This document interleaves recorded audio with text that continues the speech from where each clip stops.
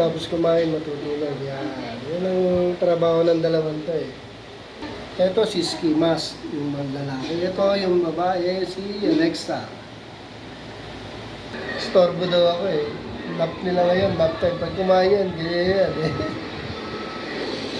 Sabi niya, tatay, hingit at laro. Yung siraan yung kurtina ko, nisira na yan. Skimas. Uy, ano ba sinisilip mo dyan?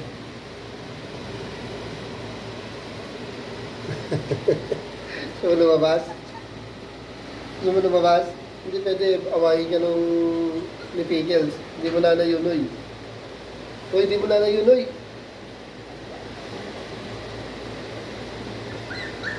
Uy. Sambungan sa kulungan niya. Doon kasi siya eh, doon. Ay, ano, mas malaking takbuhan niyo dito ng kapatid mo. Mas maluwag dito sa sala. Stoy, kulit. Ba't ba nagwawala ka dyan? Hindi, mapasok na naman ulo mo. Hindi mo na naman bahala ka, hindi mo naman malalabas yan. Kulit mo ha. Kulit na ito ni Skimas. Lalaki kasi.